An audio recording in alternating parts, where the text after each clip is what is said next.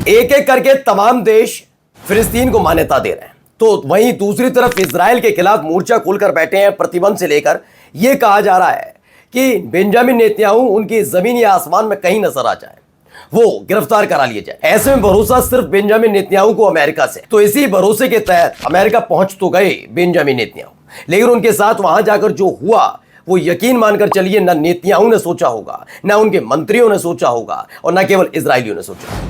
किसी ने नहीं सोचा होगा कि नेतन्याहू के साथ अमेरिका में ये सब कुछ हो जाएगा। आज आपको दिखाऊंगा कैसे पहले यूएन में ऐलान नाम का होते ही 180 देशों ने उनको सुनने से इनकार कर दिया, बॉयकॉट कर दिया।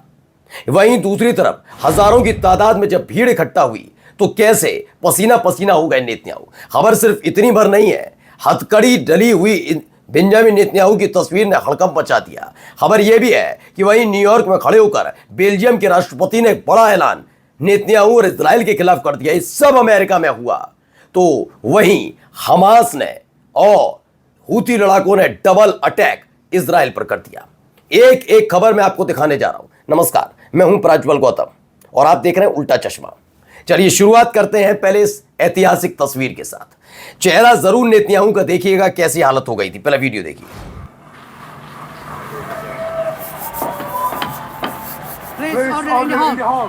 तालियों की गूंज क्यों है गूंज, बताता हूं भी आपको। यह ऐतिहासिक तस्वीर है। वहां से जाते हुए लोगों को साधुवाद किया जा रहा है, थैंक यू कहा जा रहा है, धन्यवाद दिया जा रहा है इसी तालियों की गड़गड़ाहट के बीच। अब नेतन्याहू का जरा चेहरा देखिएगा कैसा उतर गया है। Please order in the hall. देखिए चेहरा उतरा हुआ है, पसीना पसीना, कोई सुनने के लिए तैयार। ढूंढ रहे हैं कि कितने लोग रह गए भाई। 193 यूएन के मेंबर्स हैं, 193 देशों के प्रतिनिधि वहां मौजूद थे। जैसे ही ऐलान हुआ नेतन्याहू आ रहे हैं और अपनी बात रखेंगे, 180 देशों ने कहा बात सुनना क्या, देखना तक पसंद नहीं करते, और वहां से छोड़कर चले गए। बचे कुछ 13 देश रह गए, 13 में से एक इजराइल है, बचे 12। ये 12 देशों में से अमेरिका से लेकर Argentina, Hungary, Papua New Guinea, Micronesia और एक और देश शामिल है। वो आपको और दिखाऊंगा कौन सा है मुस्लिम परस्त देश, लेकिन कैसे अमेरिका परस्त होकर कर रहा है वो दिखाऊंगा। लेकिन एक तस्वीर ने हड़कंप मचाया है, जरा देखिए।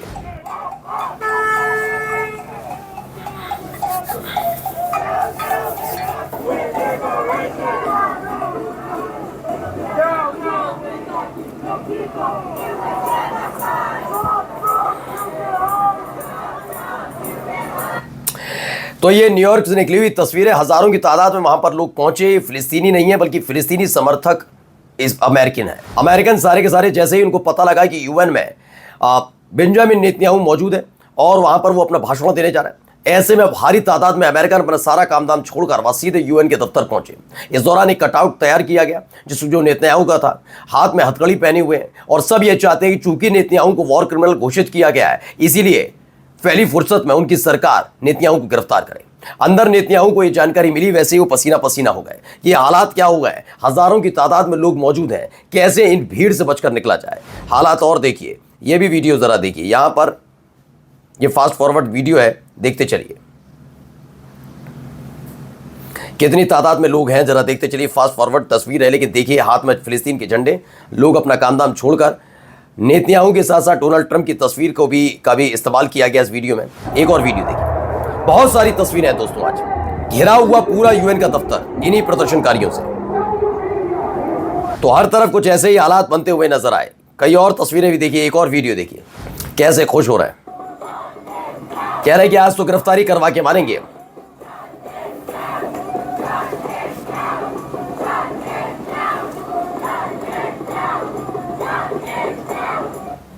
तो यूएन के दफ्तर के बाहर सीधे सीधे इजराइल को एक जेनोसाइडल देश यानी कंट्री, यानी कि जो नरसंहारक देश है, वो वॉर क्रिमिनल नेतन्याहू को कहा गया और गिरफ्तारी की डिमांड के साथ हजारों की तादाद में इस सारे के सारे अमेरिकन उतरे थे। अब जरा नेतन्याहू का जरा बयान सुनिए, अपने आप को बचाव के लिए क्या इस्तेमाल किया जा रहा है। Giving the Palestinians a state 1 mile from Jerusalem after October 7th is like giving Al Qaeda a state 1 mile from New York City after September 11th.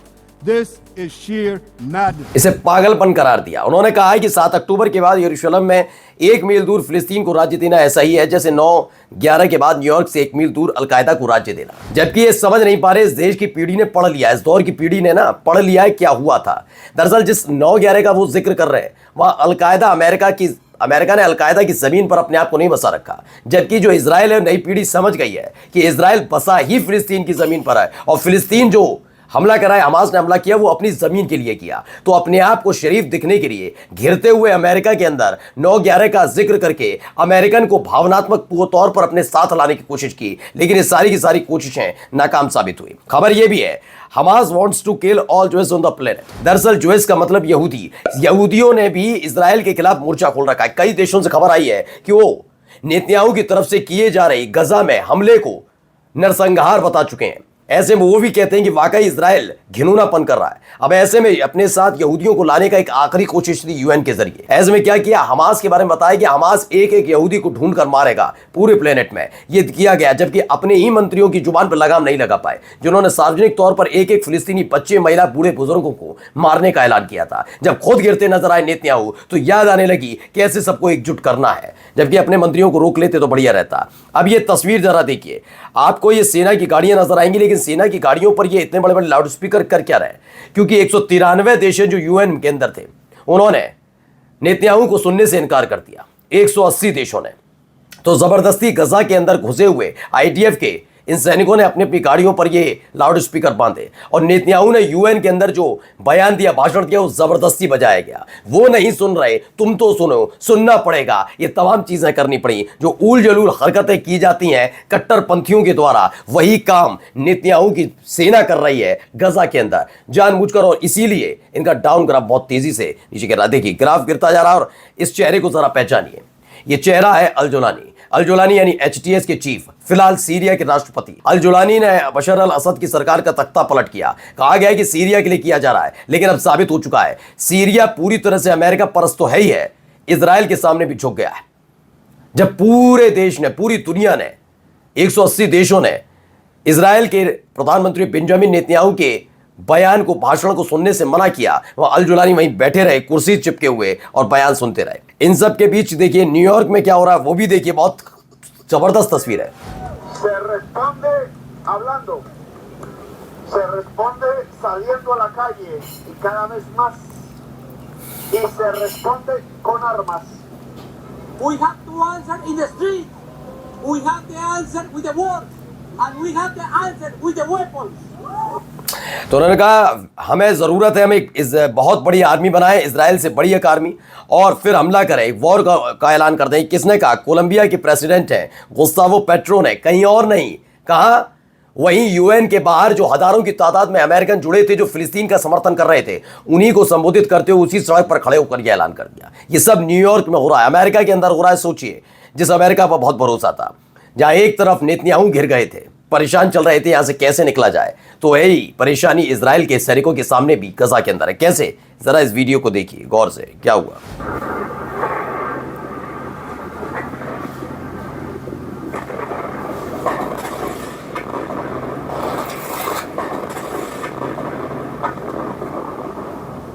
तो इजराइल का टैंक हवा में उड़ जाता है, कई सैनिक इसमें हलाक हो जाते हैं, मारे जाते हैं। यह तस्वीर गजा से निकलकर सामने आई। खबर यही नहीं है, यमन ने एक बार फिर से दहला दिया। जरा ये वीडियो देखिए।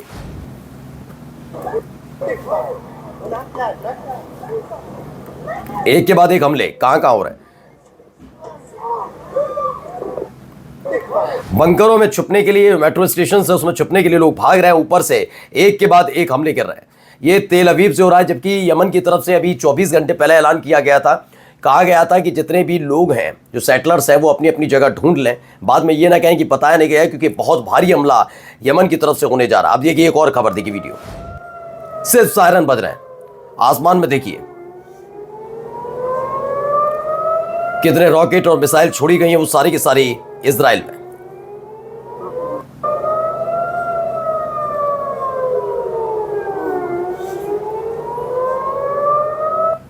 तो ये तस्वीरें भी निकलकर सामने आई। अब देखिए, जहां एक तरफ 180 देश नेतन्याहू को सुनने से इनकार कर देते हैं, तो वहीं यूएस जो रहते हैं जहां पर, वहां पर किस तरह फिलिस्तीन का झंडा लहराया जा रहा है। ये देखिए एक तस्वीर निकल कर आई, ये बेल्जियम की एक इमारत है। कहा जाता है कि यहाँ पर ज़्यादातर ज्यूस रहते हैं, ज्यूस क्वार्टर्स हैं, यानी यहूदियों का क्वार्टर है पूरा इलाका, लेकिन पूरी की पूरी बिल्डिंग उनकी है। लेकिन यहाँ पर कैसे फ़िलिस्तीन के समर्थन में झंडे लहराए गए हैं, अपने अपने घर की बालकनी में ये फ़िलिस्तीन के झंडे लहरा रखे हैं, ऐसा दावा किया जा रहा है। और वहीं सऊदी अरब ने एक बड़ा झटका दिया इसराइल को। सऊदी अरब ने फ़िलिस्तीन को $90 मिलियन की सहायता राशि देने का ऐलान कर दिया। यानी वहाँ जो तबाही मचाई गई है उसे ठीक करने के लिए फ़िलिस्तीन आगे, सऊदी अरब आगे आया और मान्यता मिलते ही, जैसा कि मैंने कहा था, एक बड़ा कदम उठाएगा फ़िलिस्तीन, उठा लिया है। फ़िलिस्तीन अब ब्रिक्स का सदस्य बनने वाला है। नमस्कार।